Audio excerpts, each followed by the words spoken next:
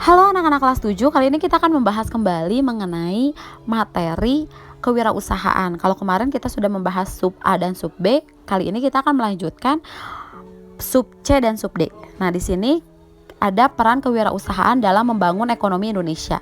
Nah, kita akan membahas juga mengenai bagaimana cara agar wirausaha bisa berperan aktif dalam pertumbuhan ekonomi Indonesia.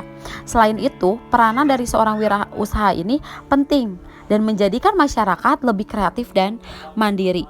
Nah, kita akan bahas dari atau peran apa saja yang harus dimiliki sebagai wirausaha untuk pertumbuhan ekonomi Indonesia. Nah, di sini ada peran pentingnya. Pertama, mampu meningkatkan pertumbuhan ekonomi. Jadi seorang wirausaha, dia mampu menghasilkan suatu barang atau jasa hasil olahan dari sumber daya alam Indonesia. Dari situlah, jika dikembangkan dengan baik, tentunya akan meningkatkan perekonomian bagi negara kita. Oke, kemudian yang kedua, di sini ada wirausaha mampu mendapatkan pendapatan per kapita. Jika seorang wirausaha mampu meningkatkan sebuah produk dalam negeri dan melebihi target kebutuhan masyarakat, otomatis pendapatan per kapita meningkat. Jika pendapatan per kapita meningkat, taraf hidup masyarakat pun akan meningkat. Nah, itu poin kedua. Selanjutnya, poin ketiga, mampu menciptakan lapangan pekerjaan. Seorang wirausaha tidak mampu membuat suatu produk hasil dari idenya dengan sendirinya. Tapi disinilah dibutuhkan masyarakat atau orang lain. Dan tanpa disadari, seorang wirausaha telah menciptakan lapangan pekerjaan. Dan tentunya dengan banyak lapangan pekerjaan akan mengurangi angka pengangguran di Indonesia. Nah, itulah poin ketiga. Selanjutnya poin yang keempat, memberikan kemudahan dan kenyamanan hidup. Maksudnya di sini seorang wirausaha dengan berbagai kekreativitasannya mampu membuat produk-produk yang sangat berguna. Contohnya, kita bisa melihat keadaan saat ini. Kita akan membutuhkan yang namanya masker karena ada wabah virus COVID-19. Nah, pembuatan masker itu bisa menggunakan kain dan tidak memerlukan biaya yang sangat banyak.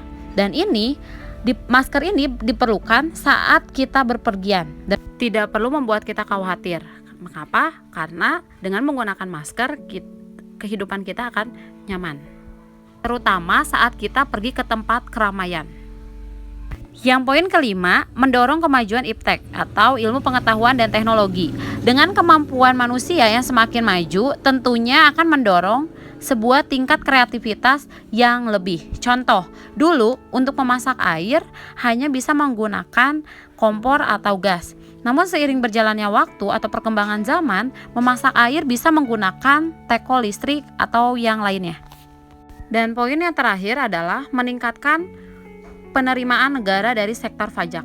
Jadi, seorang wirausaha yang memiliki perusahaan yang besar atau berbentuk PT tentunya akan menambah pemasukan kas negara karena harus membayar pajak.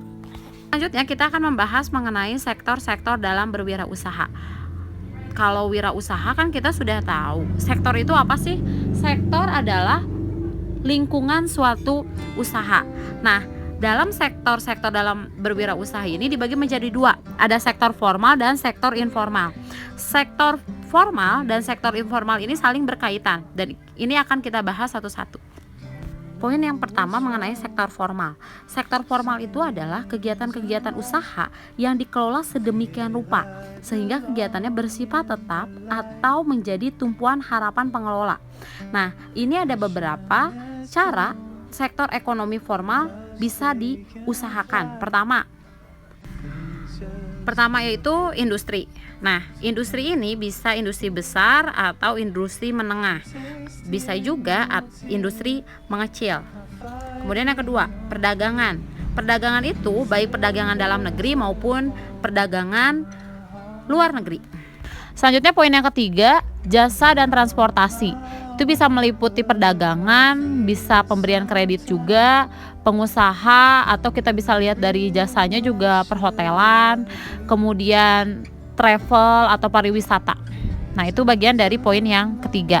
Selanjutnya kita masuk poin yang keempat. Yang keempat adalah agraris. Kalau agraris pasti berkaitan dengan pertanian, perkebunan, kehutanan, perikanan, dan peternakan. Kemudian poin yang kelima mengenai lapangan pertambangan dan energi. Nah, ini bisa kita lihat meliputi bidang minyak bumi, gas alam yang sangat banyak terdapat di daerah Kalimantan maupun Papua. Selanjutnya kita masuk ke dalam sektor informal. Nah, kalau sektor informal ini bersifat sampingan dan biasanya bukan perusahaan, akan tetapi home industry atau industri rumah tangga. Nah, di sini ada beberapa yang meliputi sektor informal. Pertama, perdagangan. Ada pedagang kecil maupun pedagang besar yang pernah kita bahas di kelas beberapa bulan yang lalu. Kemudian di sini yang kedua, industri rakyat atau industri rumah tangga.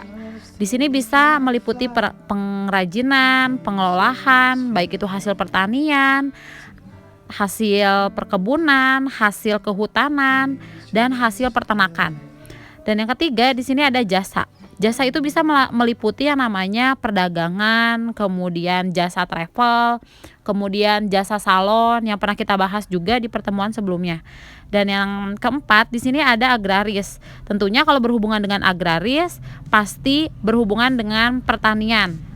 Baik itu perkebunan, kemudian perikanan, itu juga termasuk dalam agraris. Dan bisa juga mengenai usaha-usaha lain yang tidak berbentuk perusahaan. Nah, itu mengenai sektor formal dan informal. Di sini saya yakin kalian sudah bisa membedakan antara sektor formal maupun sektor informal. Nah, itulah materi mengenai peran kewirausahaan dalam membangun ekonomi Indonesia dan sektor-sektor dalam berwirausaha. Jadi, sebagai penutup materi di bab kewirausahaan dan penutup materi juga di semester 2 ini.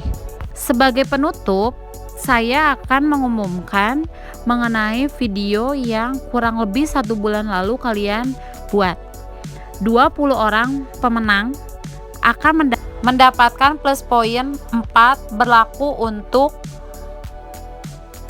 ulangan yang akan direncanakan pada tanggal 15 Mei mendatang.